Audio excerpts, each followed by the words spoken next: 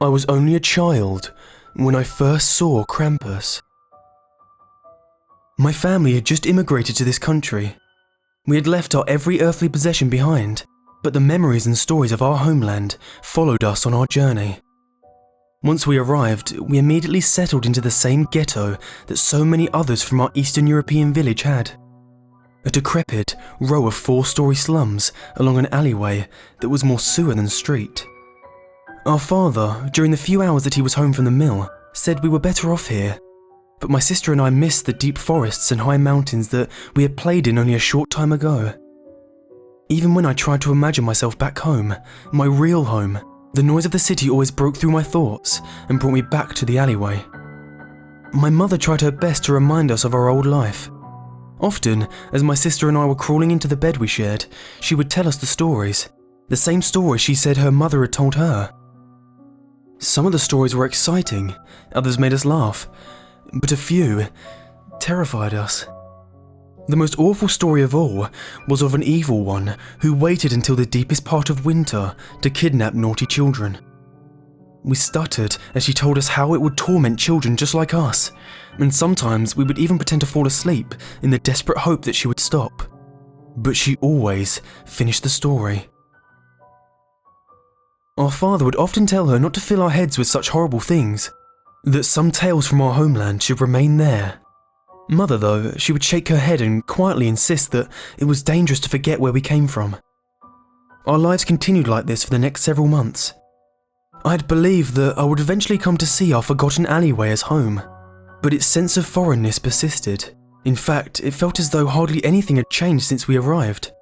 Our lives had neither improved nor gotten worse, and I still felt like an unwanted stranger in my own neighbourhood. The only thing that had changed was our behaviour. My sister and I had recently begun getting into trouble more often. We never meant to hurt anyone. It was just that we had so little, and sometimes we would steal if we wanted to eat that day. Usually, our misdeeds were my sister's idea, and I followed along. I guess one always looks up to their older sibling. I never believed that our petty crimes would ever have serious consequences. But looking back now, I can see that we were walking blindly down a dark path. I can even remember when things took an ominous turn. Ever since All Saints' Day, our mother had been warning us to be good children. She pleaded with us to stop our bad behaviour. I remember her crying a lot. Early in December, my sister got caught stealing a piece of fruit, and I thought my mother's heart would break. She began to shake and pulled her rosary beads from her pocket. For the rest of the night, she clutched the beads tightly and desperately repeated her prayers. When I finally asked her what was wrong, she paused just long enough to glance out of the window and hissed, he knows, it might be too late." I didn't know what she meant, but I was scared. My sister didn't seem to care. The days passed and the temperature dropped. It was the night before Christmas, and snow had begun to fall. The heating had already gone out several times, and the flickering lights threatened to go out as well. As we would be attending the sunrise mass the next morning, my father told my sister and I to go bathe. Suddenly, my mother began shrieking for us not to be alone. I heard my father quickly move towards her and begin trying to comfort her with his deep, soft voice. She quieted down some, but still insisted that we not be alone. My father told us to take our baths quickly and then join them. As we headed down the hallway towards the washroom, my sister sprinted ahead of me and stood in the doorway. "I'll go first," she said. "I won't be long." She laughed. I stomped my foot, but said nothing as the door closed. On the best of days, there was barely enough water for everyone in our family to bathe, and with the heat going out, there was likely only enough warm water for a single bath. My sister knew this. I bounced from one foot to the other as I stood outside the door trying to keep warm. I heard her draw the water, then begin singing softly to herself as she dipped into the water. After a few minutes, the singing had stopped, and I began to fear that she had fallen asleep in the tub.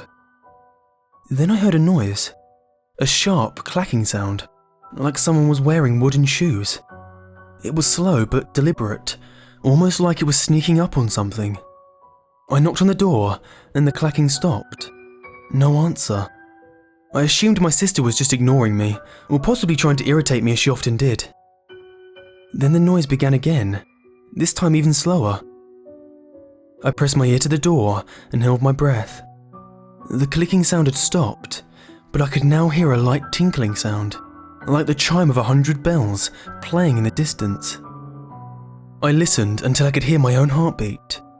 Then I heard a soft splash. She hadn't fallen asleep. She was playing a game, waiting to see how long I would stand out in the cold hallway while she turned her fingers and toes into warm prunes. I knocked again, louder this time. Still no answer. I was quite frustrated and cold by this time, and so, without another knock, I swung open the door and stepped inside. As I did, the power in our building went out. The hallway behind me plunged into total darkness, and I heard my mother give a cry of fright. I blinked my eyes a few times. The small heater in the corner of the washroom cast an eerie orange glow across the room. Feeling my way until my eyes adjusted, I stepped around the curtain at the end of the tub and began to scold my sister for taking too long. Then, I saw it. It was standing beside the tub. Though it was hunched over, it must have stood nearly 7 feet tall, with its horns adding another foot or so. Coarse, black fur, like the pelt of a goat, covered its body. It had powerful legs that ended in hooves, the source of the clicking noise. A thick tail whipped through the air behind it, like a cobra circling its prey. Heavy chains wrapped around its muscular shoulders and torso. As it inhaled and exhaled, the chains produced their bell-like chimes. Yellowed eyes that burned with a smouldering rage stared down from above its twisted nose. A wheezing, bubbling sort of breath passed between its fangs and incisors that extended so far from its mottled gums that I don't believe it could have possibly closed its mouth completely. A long, pointed tongue hung down past its scarred and disfigured chin like some grotesque dog. And thick globules of spittle collected at the corner of its mouth. One of these globules broke free and fell into the tub. I looked down and saw its hands, long and hairless. Each finger ended in a sharp nail that was wrapped in the same kind of corpulent skin as a vulture's bald head, the result of too much exposure to rotting flesh. Then I noticed the thin wisps of hair floating up between its fingers. My sister's hair. The beast was holding her head underwater. I screamed. Only at this point did it look at me. It wasn't alarmed, but rather almost seemed whimsically bemused, as if I was asking it a riddle that it already knew the answer to. Looking directly at me, it stood up to its full height, its horns now brushing the ceiling. As it stood, it lifted my sister out of the water. My screams caught in my throat, and I began to choke. It held her with a single hand, each of its 5 sharp nails having pierced completely through her body.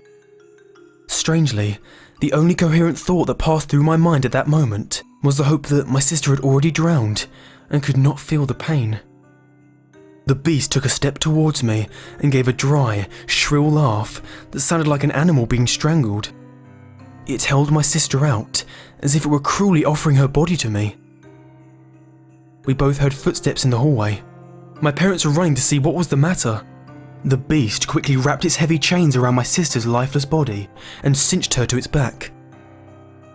Then, with surprising agility, it threw open the window and leapt onto the narrow ledge. It balanced there for a moment, then turned to look at me one last time. Our eyes met, and in that moment, it burned the full horror of itself into my very soul. Then it leapt from the ledge and disappeared.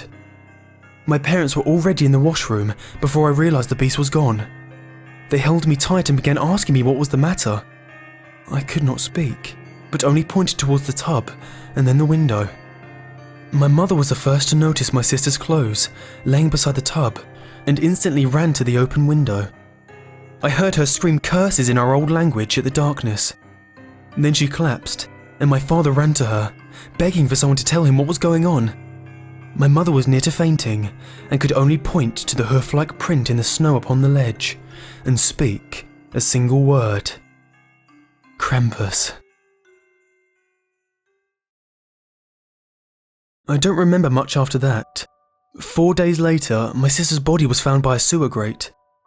There was no investigation, no arrests made. To this society, she was just another dead immigrant child, no different in their eyes than a drowned sewer rat. Not that it mattered much. No manhunt would ever turn up that creature, which was not a man. I am old now. Over the years, I have seen all my friends from that hellish ghetto die, some of them in horrible accidents. Yet, I've always found some measure of peace with every one of their deaths. I do realise that death is inevitable, but there is one fact that keeps me from finding peace with my sister's death. When the police officer came to visit my family, he said that my sister had only been dead an hour before they found her body.